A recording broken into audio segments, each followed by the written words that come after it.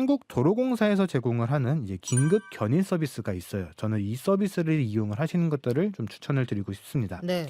2504 긴급 견인 서비스라는 이름인데 이 사고나 고장이 발생한 지점부터 가장 가까운 휴게소나 아니면은 고속도로 영업소, 졸음 쉼터와 같은 이 안전지대까지 무료로 견인을 해주는 서비스거든요.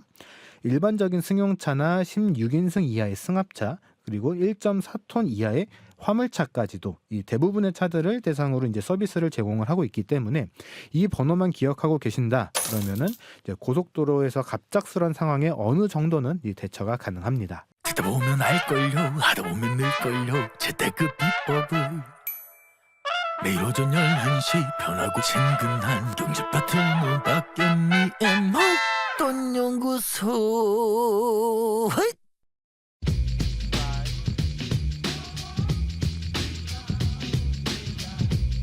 네, 노래만 들어도 신나네요. 자동차 이제 단순한 이동수단만이 아닙니다.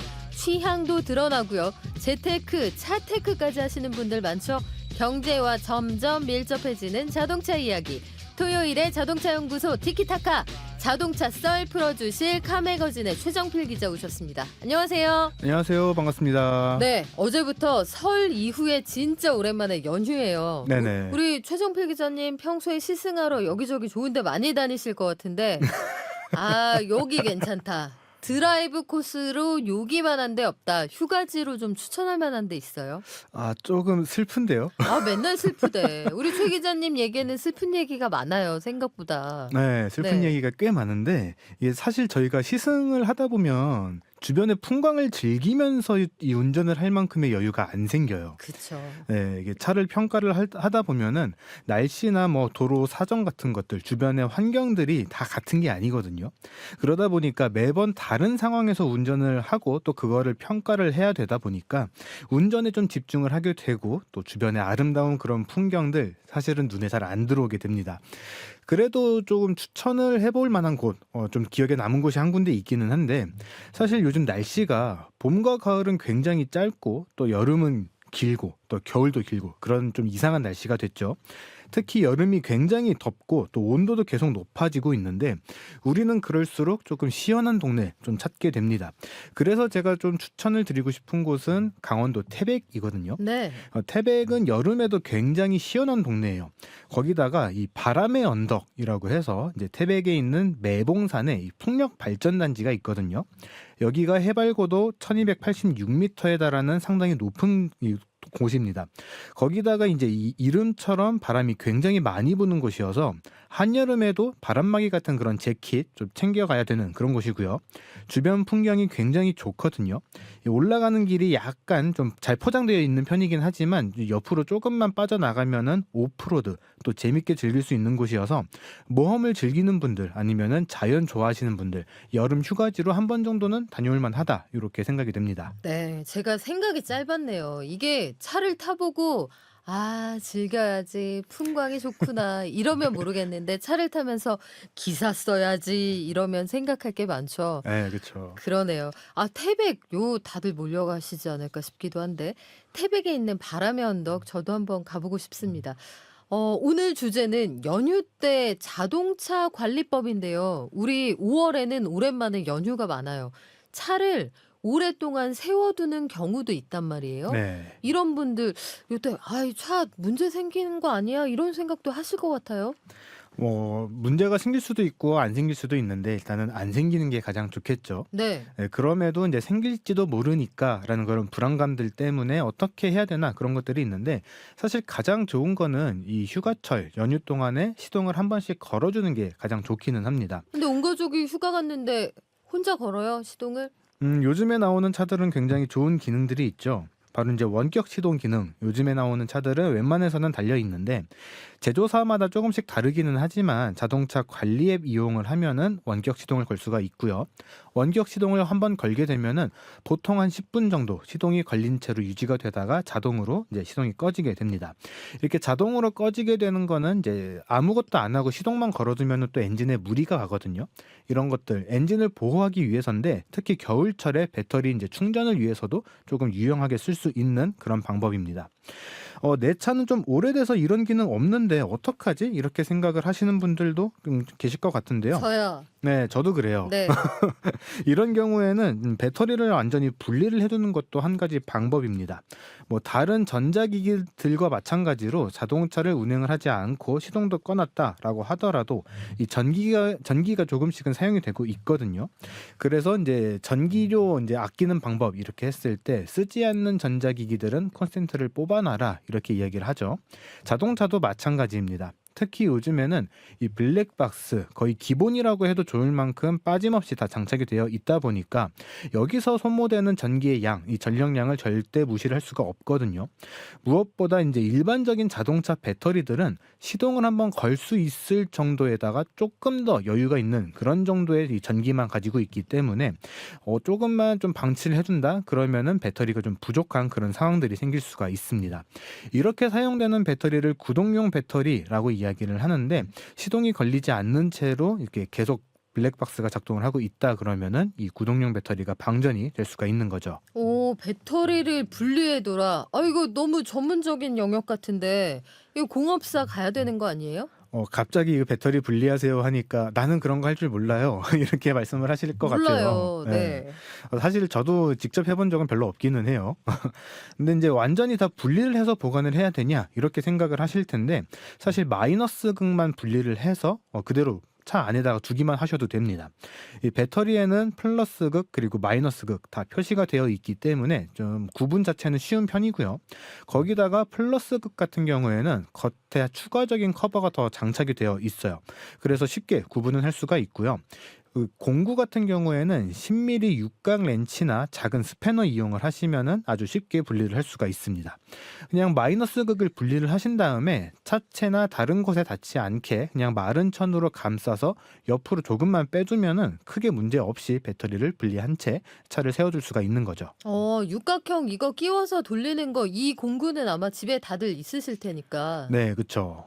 그래요. 갑자기 그 트랜스포머의 메간 폭스가 떠오르는데 그 굉장히 섹시하게 보닛을 열고 정비하던 그 생각이 납니다만 현실은 그게 아니죠. 그래요. 요즘에는 전기차나 하이브리드 차도 많잖아요. 네. 근데 이런 차들은 약간 좀 다르지 않아요? 전기차는 배터리 종류가 그냥 배터리 이렇게 들어있잖아요. 사실 하이브리드 자동차 같은 경우에는 출시된 시점에 따라서 조금 다를 수는 있어요. 이 하이브리드 자동차가 본격적으로 양산돼서 판매되기 시작한 시점에는 지금 우리가 일반적으로 말하는 자동차하고 동일한 배터리가 좀 장착이 되어 있고 또 동일하게 작동이 되고 있는데 비교적 최근에 구매하신 분들은 이런 배터리가 찾아보기 힘드실 거예요. 네.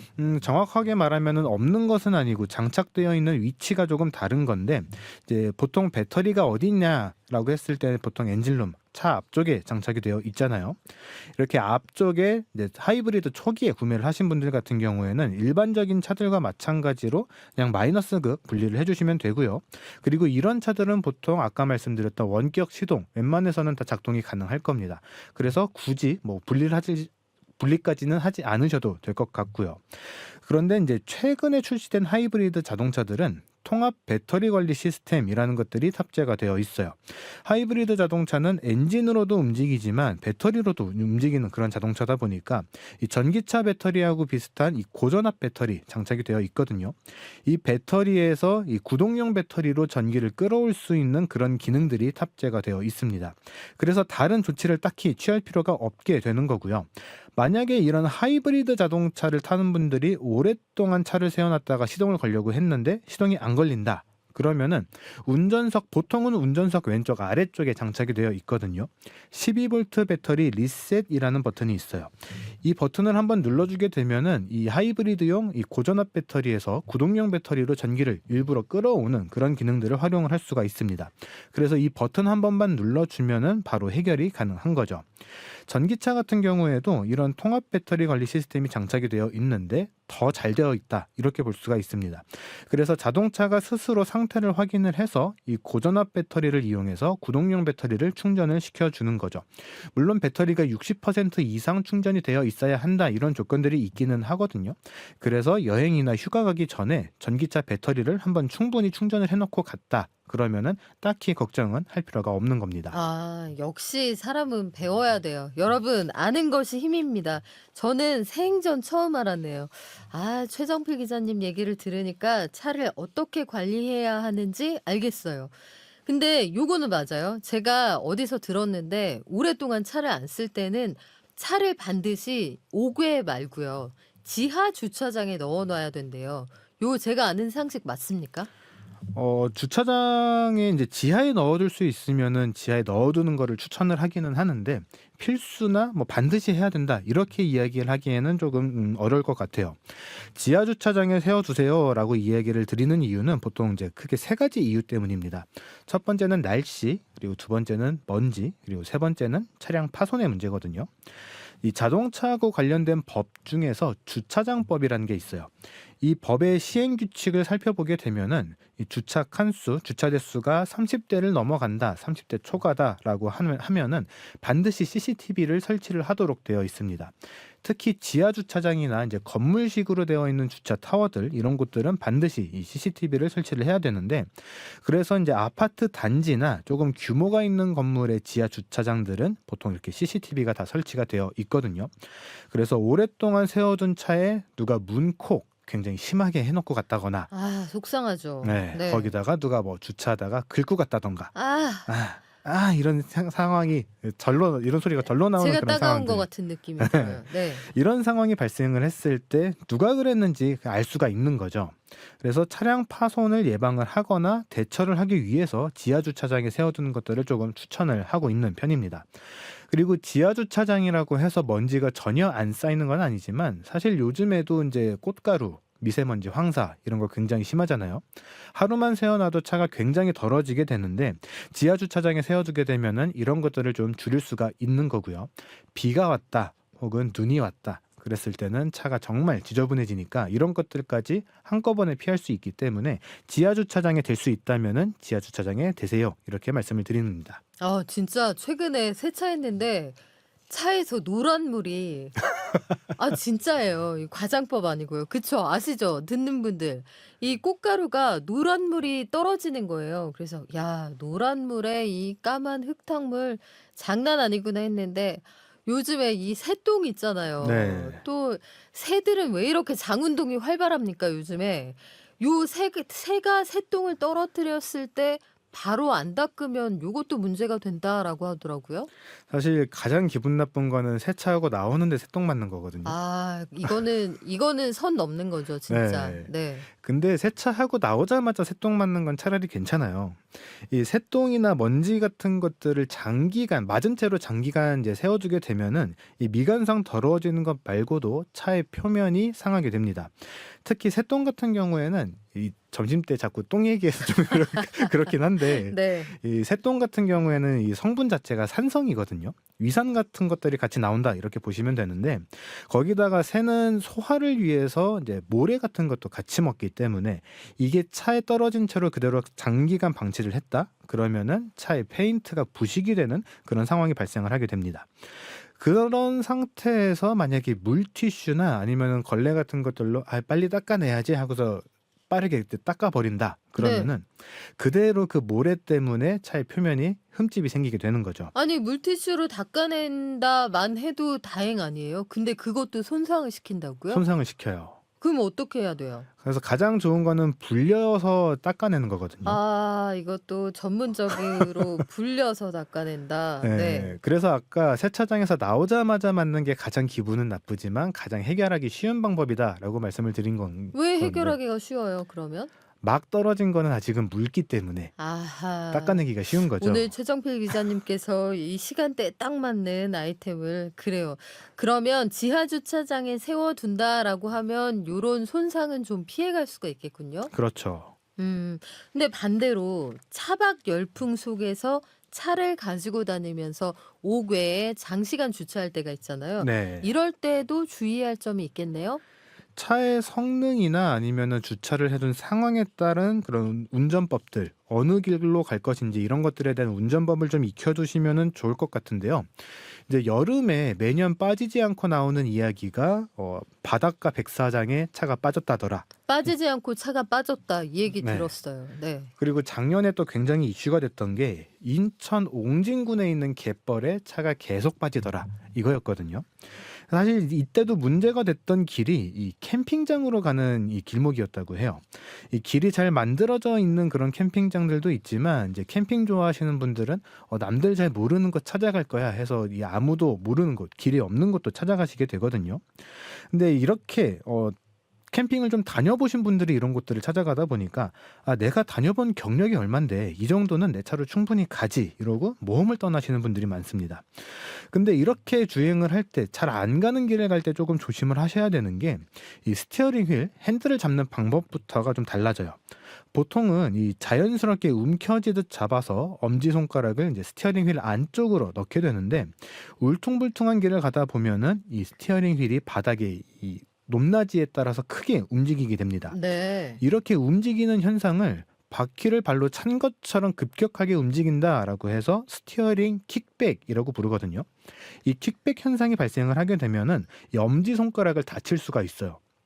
이 움직이는 힘이 생각보다 세기 때문인데 그래서 이렇게 조금 포장이 되지 않은 길을 간다라고 할 때는 엄지손가락도 스티어링 휠 위쪽으로 올려서 약간 따봉하는 듯한 손 모양으로 스티어링 휠을 잡는 것이 좋습니다. 우리가 오프로드 갈 때 그 노면 정보가 지나치게 그대로 전달이 되면 불안해서 오히려 꽉 잡게 되잖아요. 네. 네, 따봉을 하는 게 안전하다. 네. 그 노면이 내 손가락을 발로 콱 차버릴 수가 있다. 네. 이 운전대 잡고 손가락 따봉하고 계시면 운전 좀 아는 사람, 목돈 연구소 좀 들은 사람 요렇게 인증인데 오르막이나 내리막 지나갈 때 요럴 때도 있잖아요. 네. 요럴 때는 시야가 제한되는데 이럴 때는 어떻게 해요? 이렇게 시야 제한이 좀 크게 생길 때는 사실 굉장히 천천히 주변 환경을 살피면서 가는 수밖에는 없습니다. 내가 주로 운행을 하는 차니까 나는 내 차의 폭을 정확하게 알 거야라고 생각을 하실 수도 있는데 사실 그러지 못한 경우가 굉장히 많거든요. 거기다가 바닥의 상황에 따라서 차의 움직임이 달라지는 거기 때문에 이 주변의 상황들을 굉장히 천천히 움직이면서 잘 살피면서 가시는 것들이 중요합니다. 네. 이 휴가를 갔다 그러면은 굉장히 즐거운 마음으로 가게 되는 건데 끝까지 좀 무사히 나와야 되잖아요. 중간에 가다가 혹은 나올 때 이렇게 상황이 발생을 하면은 네. 굉장히 우울해지는 상황이 올 수가 있겠죠. 그러니까 굉장히 주변을 잘 살피면서 움직이시는 것이 좋습니다. 그래요. 대시보드가 높은 차는 오르막 갈 때 앞이 하나도 안 보이는 경우가 있습니다. 이럴 때는 운전할 때 정말 주의하셔야겠고 마지막으로 연휴에 여행 갔다 오는데 갑자기 차가 고장 난다. 생각도 하기 싫은데요. 뒤에서 애들 울고 아빠 집에 언제 가? 엄마 배고파. 이럴 때 어떻게 하면 돼요? 휴가철이나 연휴 때 이제 고속도로 많이 이용을 하실 텐데 막히는 길이든 잘 뚫려 있는 길이든 가다 보면은 견인차들이 조금 몰려 있는 곳들이 있어요. 이 견인차들이 몰려 있는 곳들은 근처에 사고 다발 지역이 많이 있다라는 그런 뜻도 되거든요. 물론 이제 항상 조심해서 운전을 하셔야겠지만 이런 것들을 좀 살피면서 가신다면은 조금 더 안전하게 운전할 수가 있을 것 같습니다.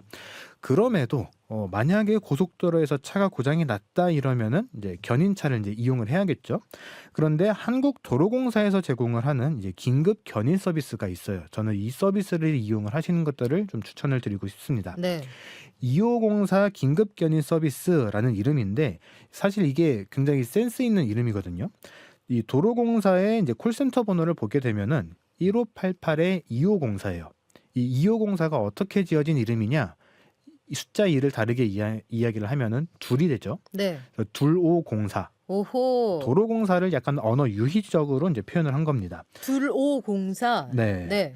이 사고나 고장이 발생한 지점부터 가장 가까운 휴게소나 아니면은 고속도로 영업소, 졸음 쉼터와 같은 이 안전지대까지 무료로 견인을 해주는 서비스거든요. 일반적인 승용차나 16인승 이하의 승합차 그리고 1.4톤 이하의 화물차까지도 이 대부분의 차들을 대상으로 이제 서비스를 제공을 하고 있기 때문에 이 번호만 기억하고 계신다 그러면은 이제 고속도로에서 갑작스런 상황에 어느 정도는 이 대처가 가능합니다. 네, 졸음 쉼터 같은 안전지대까지 무료로 견인을 해준다. 요거 기억하시면 요긴하게 사용하시는 순간이 올 수도 있겠네요. 물론 고장 안 나면 제일 좋지만요. 1588-2504 2504 이거 기억하시면 좋겠습니다. 아, 뭐 토요일에도 목돈연구소 들으니까 쏠쏠한 팁이 쏟아지네요. 최정필 기자님, 다음 주에도 기대할게요. 고맙습니다. 네, 고맙습니다. 지금까지 티키타카 카메거진의 최정필 기자였습니다. 고맙습니다.